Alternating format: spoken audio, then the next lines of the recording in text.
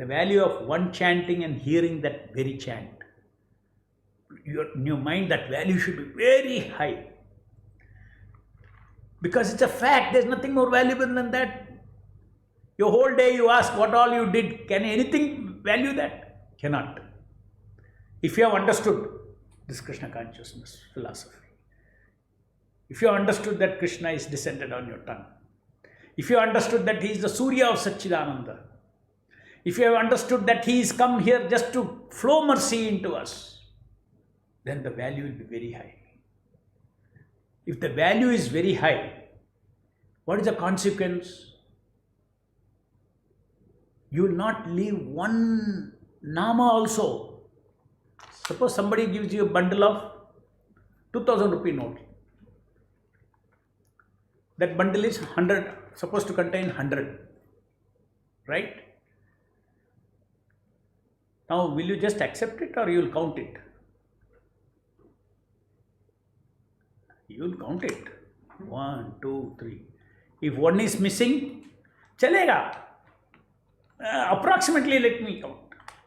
You don't do it. Why? You value it. If one note is less, it's 2000 rupee less, you will say, no, it was 1 rupee less. Arey, what is the problem here? 99% you got? No. 99% got, only 1%, one is missing.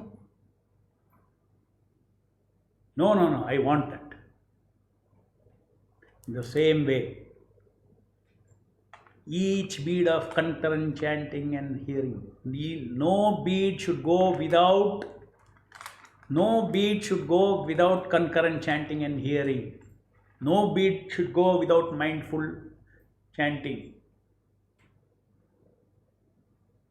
No bead between, I shall not move between one bead to another bead without feeding a sense of success into my brain. Mind and then the brain. Please understand, all these things form habit in the brain. Ultimately, heart is chanting, but the yantra also has to cooperate. To make the yantra cooperate, this sense of accomplishment is very, very critical. This is a total game changer. If you learn how to give that impulse of a tasking delight, action with the tasking action with the feeling of delight, which is worth it. Nama Prabhu also will be very happy, no? Arey, my devotee is wanting more and more of me. Will it not make him more happy? Whether it is chanting, whether it is hearing, or whether it is tasking, the focus is the Nama who is currently manifest before us. Never forget that. You should not divert into some process. No.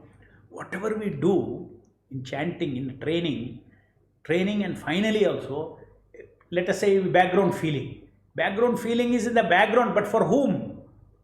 It is for the Nama in the foreground. Nama right, who is manifesting on my tongue, who is manifesting one after the other. All focus is only Nama, not on the process. So now in your japa there are 3 things. Jnana chesta, kriya chesta on each bead, plus between the bead you are giving your delight to enthusiasm, delight, relish, all these feelings which I have explained. They become one. That means you are excited. You're excited. If somebody comes and he does service to you in a very excited, anxious to do service. Prabhu, give me service. Prabhu, give me service. I won't do it. Then you finish it and Prabhu, give me service. You will be so happy. Somebody else comes, do this service. Oh, okay, Prabhu, I can't do it. Okay. Since you're telling, I'll do it. He'll go. Then afterwards again, he'll come. Probably he won't even come back. It's not like that. There's a difference in the mood in which we offer our japa to the Lord when the Lord has descended himself. You're already doing tasking, you're doing. If you're not doing tasking, you won't be able to finish one mala. Tasking impulse is there. That's why after one bead, automatically it goes to next bead. But you're not giving the tasking delight. You have not fed your mind the reasons why you should be delighted, building up one bead after another bead. It is an eternal build up into your eternal account.